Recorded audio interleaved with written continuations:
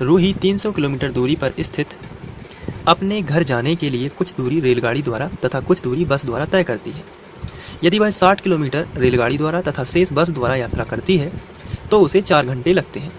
यदि वह 100 किलोमीटर रेलगाड़ी से तथा शेष बस से यात्रा करे तो उसे 10 मिनट अधिक लगते हैं। रेलगाड़ी तथा बस की क्रमशः चाल ज्ञात कीजिए। तो यहाँ पर ये बड़ा सा प्रश्न आपको दिया गया है और हमें ज्ञात क्या करना है ये हमें कैसे पता चलता है, प्रश्न का आखिरी हिस्सा पढ़ के। तो आपको यहाँ पर प्रश्न का आखिरी हिस्सा पढ़ना है। यहाँ पर क्या लिखा गया है, रेलगाड़ी तथा बस की क्रमशः चाल ज्ञात कीजिए। तो अब हमें चाल पता नहीं है कितनी है, तो हम मान सकते हैं, माना रेलगाड़ी की चाल जो है वो x किलोमीटर प्रति घंटा है और बस की जो चाल है वो y किलोमीटर प्रति घंटा है। तो चलिए इसको लिख लेते हैं। तो यहाँ पर रेलगाड़ी की जो चाल है वो है x किलोमीटर प्रति घंटा तथा बस की जो चाल है वो y किलोमीटर प्रति घंटा है। सबसे पहले हम लिखेंगे रेलगाड़ी द्वारा 60 किलोमीटर चलने में लगा समय। तो कितना हो जाएगा, तो आंसर होता है इसका दूरी बटे चाल। यही है ना समय का फॉर्मूला। तो समय मिला दूरी बटे चाल यानी 60 बटे x। फिर हम लिखेंगे बस द्वारा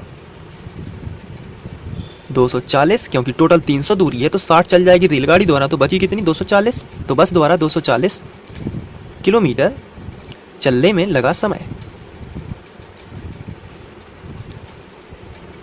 तो ये हो जाएगा समय का फॉर्मूला। फिर बताइए कितना होता है, दूरी बटे चाल, यानी कि 240 जो है दूरी है और चाल कितनी है बस की 22।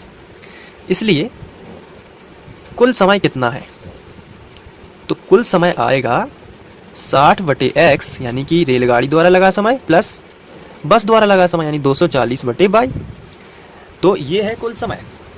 अब यदि हम इसको यहाँ पे कुल समय जो है हम सवाल से यदि तुलना करते हैं तो प्रश्नानुसार 4 घंटे हैं। तो जो ये समय है ये 4 घंटे के बराबर है, क्योंकि क्वेश्चन में लिखा गया है ये 4 घंटे लगते हैं। तो हम लिखेंगे प्रश्नानुसार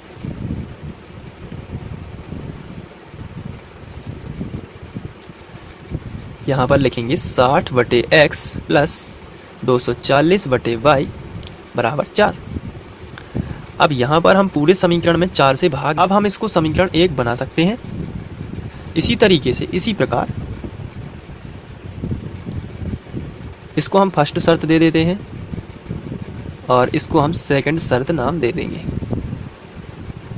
सेकंड शर्त में हम प्रश्न को दोबारा पढ़ते हैं। तो प्रश्न में लिखा है आगे, यदि 100 किलोमीटर रेलगाड़ी द्वारा तय हो तो रेलगाड़ी द्वारा कुल समय कितना लगेगा 100 बटे x, क्योंकि दूरी बटे समय, दूरी बटे चाल जो है वो समय का फॉर्मूला है। दूरी कितनी है 100 किलोमीटर, तो रेलगाड़ी द्वारा लगा समय कितना होगा 100 बटे x। तो बची कितनी दूरी 200 और बची, क्योंकि टोटल कितनी थी 300। तो यहाँ पर हम लिखेंगे जो 100 बटे x है ये रेलगाड़ी द्वारा तय किया गया समय है। अब आगे जो है 200 बस द्वारा तय की गई होगी, इसलिए प्लस में हम लिखेंगे 200 बटे 22। तो कितना समय लगता है ये हमें दिया गया है, तो 10 मिनट अधिक लगते हैं, यानी 4 घंटे तो लगते हैं लेकिन उससे कितने 10 मिनट एक्स्ट्रा लगते हैं। तो यहाँ पर हम लिखेंगे 4 घंटे प्लस एक्स्ट्रा जो है अधिक लगेंगे वो 10 मिनट लगेंगे। तो मिनट आगे बढ़ाते हैं, यहाँ पे एलसीएम हो जाएगा 200 बटे x प्लस 200 बटे 22 बराबर 6 चौके 24 और 1 25। यहाँ पर गुणा हो जाएगा और यहाँ पर जोड़ना, तो 6 चौके 24 और 1 25 बटे 6। अब यहाँ पर यदि हम 25 से भाग कर दें, इसमें भी चला जाएगा, इसमें भी चला जाएगा, यहाँ भी चला जाएगा, तो 25 चौके 100 यानी कि 4 बटे x, 25 अट्ठे 200 यानी 8 बटे 22। और यहाँ पर 25 से भाग जाएगा तो 25 और 25 कैंसिल हो जाएगा, यानी बचेगा 1 बटे 6। तो 1 बटे 6 जो है, अब एक हमें संख्या मिल चुकी है, लेकिन बटे में 6 हम यहाँ पर अचर राशि चाहते हैं, जैसा कि हमारा समीकरण 1 है। यहाँ पर सिंगल अचर राशि बटे में नहीं होना चाहिए। तो जो चीज़ बटे में है उसी का हम गुणा कर देंगे। बटे वाली संख्या यदि हटाना है तो गुणा करके हटाई जाती है, और गुणा वाली संख्या हटाना है तो बटे करके। यहाँ क्या है, बटे में 6 है तो हम इसको हटाएंगे यानी गुणा कर देंगे। तो पूरे समीकरण में 6 से गुणा कर देंगे तो हमें मिलेगा 6 चौके 24, यहाँ पर 24 बटे x प्लस 6 8 48 बटे 22 बराबर 1। तो ये जो है 6 हट गया। अब इसको आप समीकरण 2 बना सकते हो। अब लिखोगे आप समीकरण 1 व 2 से, और u भी मान के उसे सॉल्व करोगे 1/2 से। तो चलिए दोनों समीकरणों को लिख लेते हैं। पहला है 15/x प्लस 60/y बराबर 1, और दूसरा ये है और 24/x प्लस 48/y बराबर 1। अब यहाँ पर हम 1/x को u मान लेते हैं और 1/y को भी मान लेते हैं। ये पहले जैसा क्वेश्चन बन चुका है। तो हम यहाँ पर लिखेंगे माना 1/x बराबर u और 1/y बराबर v। तो चलिए, तो 15 और 1/x को u माना, इसलिए यहाँ पर 15u प्लस 60v बराबर 1। 15u प्लस 60v बराबर 1, इसको हम समीकरण बना देते हैं 3। और यहाँ मिलेगा 24u प्लस 48v बराबर 1। ये है समीकरण 4। अब इसको हम विलोपन विधि से सॉल्व करेंगे। तो इसके लिए 48 का गुणा पूरे समीकरण में करेंगे और 60 का गुणा इस पूरे समीकरण में कर देंगे, क्योंकि हम v के गुणांक शुरू से ही समान करते आ रहे हैं। तो चलिए कर लेते हैं।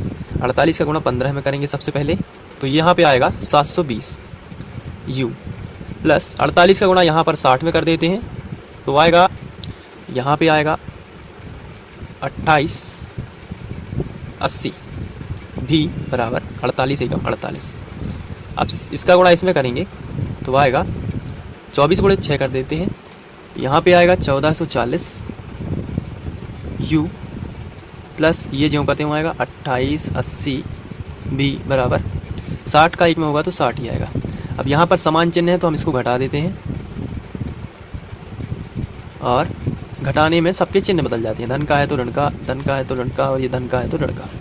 तो यहाँ पर ये तो कैंसिल हो जाएंगे और 1440 में से 720 घटेंगे तो यहाँ पे माइनस के 720 u बराबर 60 में से 48 घटाएंगे तो आएगा यहाँ पर आएगा, यहाँ पर माइनस का जो है 12 आएगा। माइनस माइनस दोनों तरफ से कैंसिल हो जाएंगे तो आएगा 12/72 जीरो। 12 एकम 12, 12 छूँ 72, यानी कि 1/6, 1/60 आ जाएगा। जीरो का ज्यों कहते हो, ये u का मान है। अब u का मान आप समीकरण 3 में रखोगे तो v का मान मिल जाएगा। u का मान समीकरण 3 में रखने पर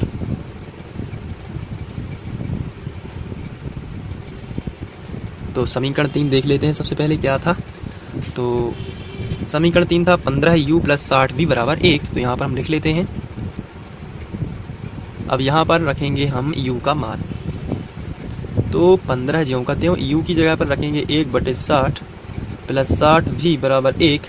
तो यहाँ से ये कैंसिल आउट हो जाएगा। 15 एकम 15, 15 चौके 60, यानी कि 1/4 प्लस 60v बराबर 1। 1/4 का पक्षांतर कर देते हैं इस तरफ, तो 60v बराबर आएगा 1 माइनस 1/4।